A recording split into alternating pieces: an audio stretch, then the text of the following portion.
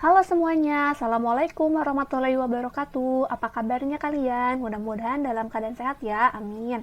Hari ini kita bertemu lagi dalam mata pelajaran Praktikum Akuntansi Perusahaan Jasa, Dagang, dan Manufaktur. Silahkan persiapkan diri kalian untuk mengikuti pembelajaran hari ini. Siapkan bukunya, siapkan alat tulisnya, dan yang lainnya. Ayo semangat hari ini belajarnya karena kita akan memasuki tahap siklus akuntansi yang berikutnya, yaitu buku besar atau dalam istilah akuntansi adalah general ledger. Berikut ini adalah tahapan siklus akuntansi. Yang pertama, ini ada identifikasi bukti transaksi. Kalian sudah melakukan analisis bukti transaksi. Selanjutnya adalah ke jurnal. Dicatat ke jurnal. Jurnal ini kalian sudah mempelajari ada dua ya, yaitu ada jurnal umum dan jurnal khusus. Jurnal umum ini untuk mencatat semua jenis transaksi, tapi jurnal khusus terbagi lagi ada jurnal penjualan, pembelian, penerimaan kas, dan pengeluaran kas. Nah, semua jurnal ini sudah kalian pelajari pada minggu-minggu yang lalu. Nah, selanjutnya setelah melakukan pencatatan pada jurnal, selanjutnya dicatat atau diposting ke buku besar. Ini untuk menggolongkan akun-akun. Buku besar ini terdapat beberapa. Yang pertama ada buku besar umum, ini untuk buku besar seluruh akun yang dimiliki oleh perusahaan. Selanjutnya ada buku besar pembantu piutang, dan selanjutnya ada buku besar pembantu utang. Yang akan kita pelajari adalah buku besar umum dulu untuk akun-akun. Setelah mempelajari buku besar umum ini, selanjutnya baru kita akan mempelajari buku besar pembantu piutang dan buku besar pembantu utang. Setelah mempelajari buku besar, baru masuk ke neraca saldo.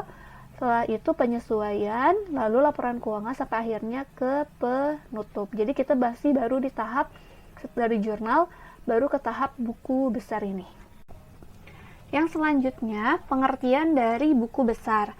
Buku besar itu adalah alat yang digunakan untuk mencatat perubahan-perubahan yang terjadi pada suatu akun yang disebabkan karena adanya transaksi keuangan. Jadi, buku besar ini sebagai alat untuk mengetahui perubahan yang terjadi pada suatu akun karena adanya si transaksi keuangan. Nah, jadi isi dari buku besar itu adalah perkiraan-perkiraan atau akun-akun yang mengikhtisarkan pengaruh adanya transaksi. Maksudnya mengikhtisarkan adalah meringkas setiap akun karena adanya pengaruh dari transaksi keuangan, sehingga adanya perubahan dari setiap akunnya, seperti untuk akun aktiva, kewajiban, modal, pendapatan, dan beban perusahaan. Jadi buku besar ini fungsinya adalah kita bisa mengetahui perubahan yang terjadi pada setiap akun karena adanya pengaruh dari transaksi keuangan. Selanjutnya adalah bentuk dari buku besar. Nah, bentuk-bentuk buku besar ini pasti kalian sudah pelajari waktu kelas 10 ya, belajar akuntansi dasar. Jadi bentuk buku besar ini Ibu ingatkan lagi ada 4. Yang pertama bentuk T, yang kedua bentuk kontrol, yang ketiga bentuk stafel berkolom saldo tunggal, yang keempat adalah bentuk stafel berkolom saldo rangkap. Nah, untuk yang kita gunakan adalah bentuk yang keempat, yaitu bentuk stafel yang berkolom saldo rangkap atau disebut juga dengan buku besar 4 kolom. Bentuknya seperti ini. Yang pertama di sini ada nama akunnya. Ibu kasih contoh, misalnya akunnya adalah cash in bank. Lalu di sebelah kanannya ada nomor akunnya, tuliskan nomor akun. Selanjutnya ada kolom date, ini untuk mencatat tanggalnya, tanggal posting. Lalu selanjutnya description-nya, ini adalah keterangan. Ref ini diisi dari sumbernya, dari mana. Lalu debit ini untuk menulis nominal yang ada di bagian debit. Kredit untuk menulis nominal yang ada di kredit. Lalu sini ada balance atau artinya adalah saldo. Maka saldo akhirnya posisi akun cash in bank ini apakah di bagian debit atau di bagian kredit. Seperti ini adalah bentuk dari buku besar yang kolom 4 kolom. Setelah mengetahui bentuk buku besar, kita masuk ke contoh soal ya. Ini contoh soalnya, misalnya ini adalah untuk transaksi dari PT Sejahtera. Yang pertama, untuk melakukan buku besar itu, kalian harus ada dulu sumber untuk mencatat, diposting ke buku besar, yaitu adalah jurnal khususnya. Yang pertama ini sudah ada purchase journal dari PT Sejahtera. Ini contoh aja ya. Selanjutnya di sini ada sales journal untuk PT Sejahtera dan rekapitulasinya. Selanjutnya ada cash payment journalnya juga beserta rekapitulasinya, rekapitulasi. Selanjutnya ada cash reserve journal beserta rekapitulasinya juga. Ada general journalnya. Dan yang terakhir ada petty cash journal. Setelah semua komplit jurnal khususnya, baru kita bisa melakukan posting ke buku besar. Langkah pertama adalah kalian harus isi dulu saldo awal untuk setiap akunnya. Contohnya ini untuk petty cash. Kalian tuliskan Desember, tanggal 1, description-nya kalian isi dengan balance, atau ini tuh adalah saldo awalnya. Ref-nya kalian beri tanda checklist, langsung kalian tulis ke kolom balance, karena ini adalah saldo awal. Contoh, petty cash-nya adalah saldo awalnya 3 juta. Tahu dari mana ini saldo awalnya? Kalian lihat dari neraca saldo di tanggal 30 November. Berarti di akhir bulan sebelum bulan Desember. Karena kan kita periodenya bulan Desember. Berarti saldo awalnya adalah saldo akhir di bulan November. Semuanya diisi saldo awalnya cash in bank Desember tanggal 1 balance, checklist balance-nya diisi sesuai dengan neraca saldonya. Semua akun diisi. Nah, untuk bagi akun yang tidak memiliki saldo awal atau nilainya 0, tetap wajib untuk diisi saldo awalnya. Desember 1 balance checklist, maka di sini dengan strip di saldo normalnya. Misalnya ini marketable security atau surat berharga, saldo normalnya adalah bagian debit, maka di strip atau 0 di bagian debit. Semuanya diisi saldo awalnya sampai semua akun diisi dulu saldo awalnya. Setelah kalian mengisikan saldo awal untuk seluruh akun, selanjutnya adalah langkah selanjutnya kita posting dari semua jurnal ke buku besar. Nah, yang pertama yang akan diposting adalah purchase journal. Ini tidak harus selalu purchase journal, boleh jurnal apapun juga boleh, asalkan jangan ada yang terlewat. Tapi kita ikuti saja urutan dari setiap jurnal ini aja ya. Jadi purchase journal dulu, baru sales journal, baru yang selanjutnya. Oke, yang pertama yang akan kita posting adalah purchase journal. Nah, untuk memposting jurnal khusus, caranya adalah lihat dari rekapitulasi jurnal. Yang ini, karena yang akan diposting adalah dari rekapannya atau penjumlahan dari seluruh tanggal yang ada di purchase journal. Jadi bukan per tanggal yang dimasukkan, tapi yang sudah diakumulasikan atau sudah direkapitulasi. Nah, yang pertama adalah kita lihat di sini ada akun di bagian debit, ada akun 11430. Ini adalah akun PPN income dengan nominal adalah 4.020.000. Jadi kita masukkan dulu akun 11430 dengan nominal 4.020.000 di bagian debit. Kita kopikan dulu ya. Selanjutnya kita cari nomor akun 11430 di buku besar. Kita cari 11430, itu adalah akun PPN income. Oke, di sini 11430 benar PPN income. Selanjutnya, caranya adalah kalian tuliskan tanggal 31. Kenapa tanggal 31? Karena ini adalah penjumlahan atau akumulasi dari seluruh tanggal yang ada di purchase journal. Makanya tanggal 31. Jadi semua tanggal di buku besar, hasil posting dari jurnal khusus tanggalnya adalah 31 karena hasil rekapitulasi ya. Tanggal 31 description-nya isi dengan nama jurnalnya yaitu purchase journal. Selanjutnya, ref-nya diisi dengan halaman jurnal. Halaman jurnalnya adalah yang ada di pojok sebelah kanan, PJ01. Selanjutnya, tadi di bagian debit ya, kita pastikan kalau kalian tulis tangan, dituliskan 4.020.000. Nah, di sini untuk balance-nya berarti langsung ditotalkan. Kalau debit ketemu dengan debit, maka dijumlahkan, disimpan lagi di bagian debit. Tapi kalau misalnya di sini saldo awalnya debit, ketika ada transaksi di bagian kredit, maka debit ketemu kredit dikurangi, disimpan di tempat yang besar. Misalnya antara debit sama kredit ini besaran yang debit, berarti sisanya selisihnya simpan di bagian debit. Tapi kalau misalnya di bagian debit sama kredit ini lebih besar yang bagian kredit, maka selisihnya disimpan di bagian kredit ini. Karena ini debit dan debit berarti dijumlahkan ya, yaitu 8.020.000. Nah, seperti itu. Jadi caranya akun yang di jurnal yang mencari buku besarnya, bukan buku besarnya yang mencari akun di jurnalnya, karena itu akan pusing membuatnya. Jadi lebih mudah itu akun yang di jurnal mencari nomor akun yang di buku besar. Nah, ini sudah. Selanjutnya yang kedua ada 5.100, 40.200. 5.100 ini adalah akun purchase ya. Kita cari lagi, kita copy lagi bagian debit 5.100. 5.100 kita cari lagi. Nah, ini 5.100 akun purchase. Berarti kita tuliskan tanggal 31 lagi, karena ada rekapitulasi. Tuliskan purchase journal. Ref-nya adalah PJ01. Di bagian debit kita pastekan 40.200. Kita debit ketemu debit berarti ditambahkan. Maka totalnya adalah 363.640.000. Tuh. Kalau sudah, kembali lagi ke purchase journal. Yang bagian debit sudah selesai, selanjutnya adalah bagian kredit. Di bagian kredit ada akun 21210, ini akun accounts payable 44.220. Kita kopikan lagi. Ini ya page-nya yang tadi, PJ01. Kita cari akunnya 21210 di bagian kredit accounts payable. 21210 kelebihan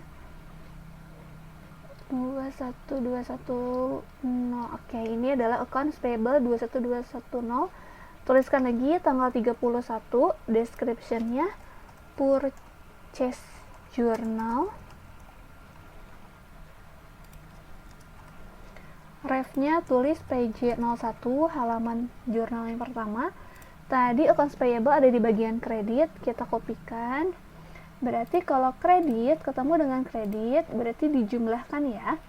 Maka jumlahnya adalah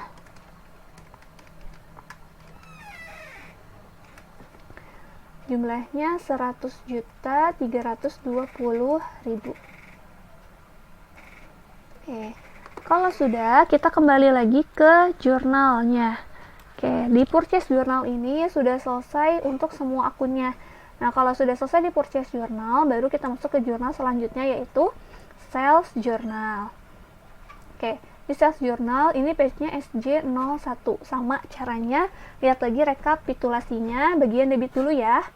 Ini ada akun 11210 adalah akun accounts receivable. Nominalnya 90.675, kita kopikan. 11210. Kita cari lagi akunnya 11210.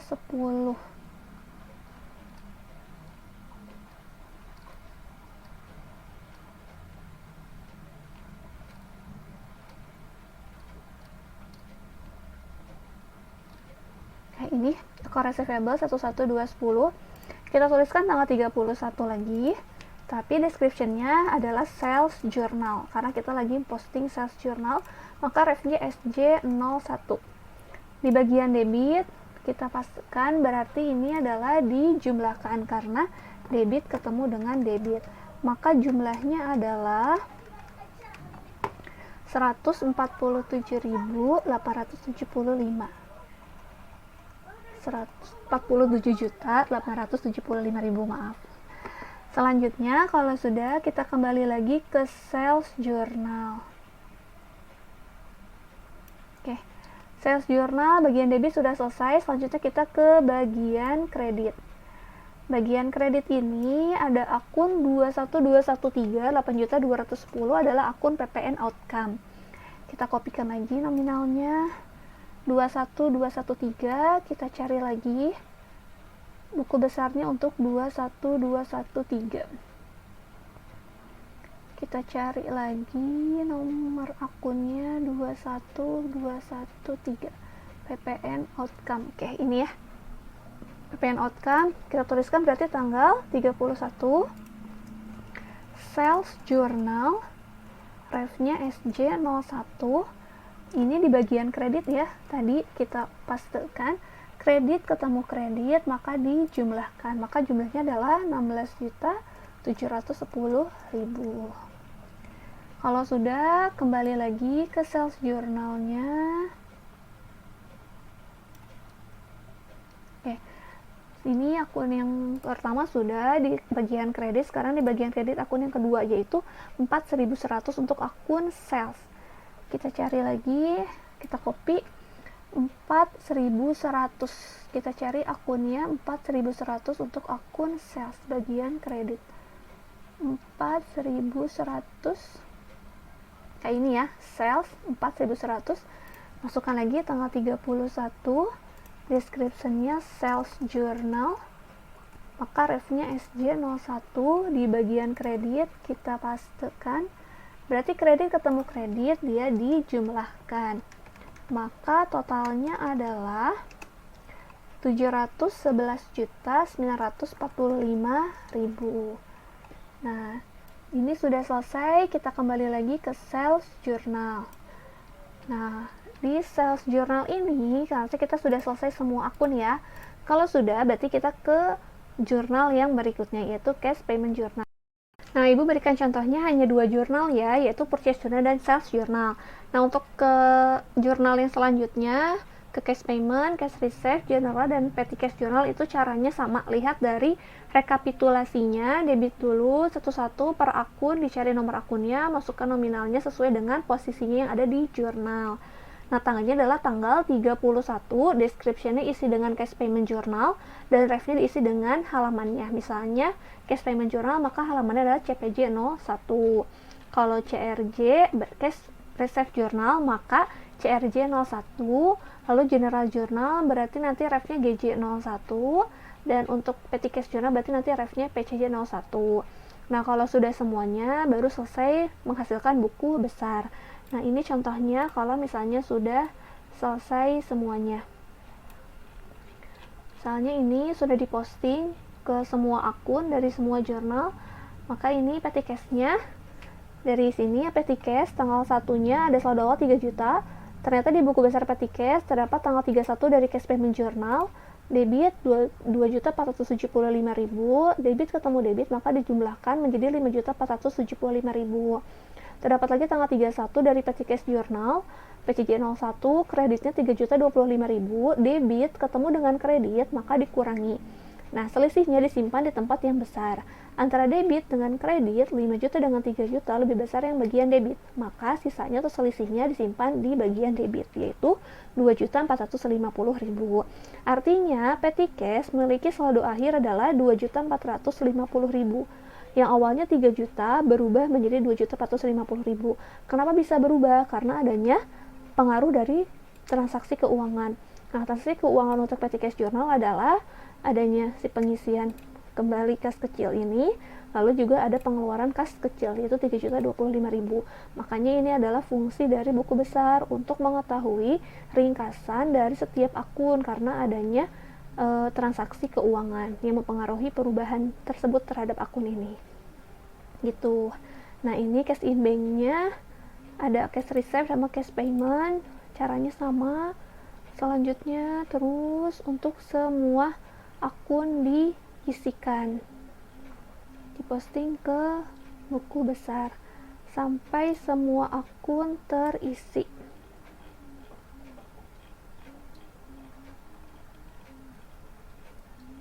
Ini contohnya, misalnya semuanya sudah terisi ya.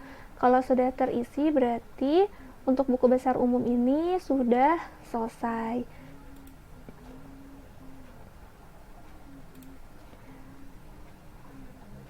Oke, mudah-mudahan kalian bisa memahami apa yang Ibu jelaskan mengenai buku besar. Nah, nanti minggu depan kita akan mempelajari masih tentang buku besar, yaitu buku besar pembantu piutang dan buku besar pembantu utang. Nah, sekarang kalian coba untuk membuat buku besar yang tugasnya sudah Ibu upload di Classroom. Apabila ada yang ditanyakan, boleh menghubungi Ibu melalui WA ataupun melalui Classroom. Mudah-mudahan kalian bisa memahaminya ya. Semangat, terima kasih banyak. Selamat belajar. Assalamualaikum warahmatullahi wabarakatuh.